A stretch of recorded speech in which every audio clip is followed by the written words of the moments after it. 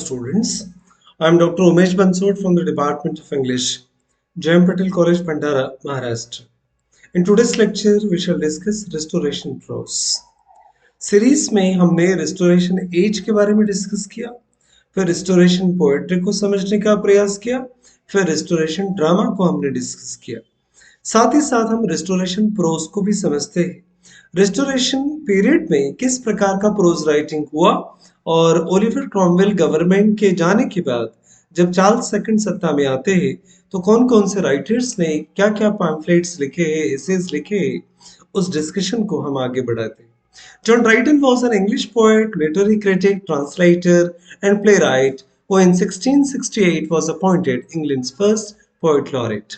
1668 में इंग्लैंड के पहले पोएट लॉरेट के रूप में, राजकवि के रूप में जॉन ड्राइडन को अपॉइंट किया गया था।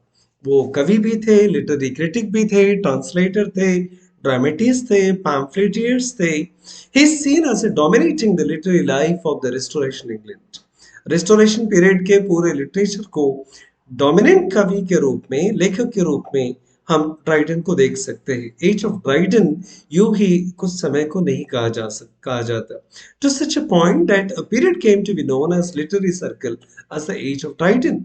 और यही एक पीरियड है जिसको ड्राइडन के युग के नाम से, एज ऑफ ड्राइडन के नाम से हम जानते हैं। रिस्टोरेशन प्रोज जो लिखा गया है ड्रामा और पोएट्री के साथ में, John Dryden's early prose work reflect and celebrate the social, political and intellectual changes that came about with the restoration. Restoration period के साथ में इंग्लैंड के सत्ता में जो परिवर्तन हुए हैं, उसमें जो भी सामाजिक, राजकीय और बौद्धिक रूप से परिवर्तन देखने को मिले, इन सारी चीजों को सेलिब्रेट करने का एक मूड जॉन ड्राइडन का उनके राइटिंग में दिखाई देता है।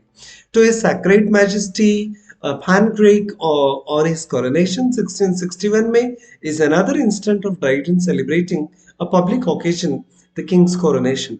राजा के राज्याभिषेक को पब्लिकली उन्होंने इस ऐसे के माध्यम से, कई पैम्फलेट के माध्यम से उन्होंने सेलिब्रेट करने का प्रयास किया। The restoration of the Stuart monarchy in the kingdoms of England, Scotland and Ireland took place in 1660 when King Charles II returned from exile in a continental Europe. 1660 में जब चार्ल्स सेकंड की सत्ता में वापसी होती है, स्टुअर्ट डायनेस्टी की स्थापना वहां पर रिस्टोर हो जाती है। इसी मौके को सेलिब्रेट करने का काम जॉन ड्राइडन ने उस समय अपनी राइटिंग के द्वारा किया है। Dryden's other important critical work जो include of dramatic poesy, an essay in 1668 and of heroic plays, ये कुछ important writings उनके रहे हैं।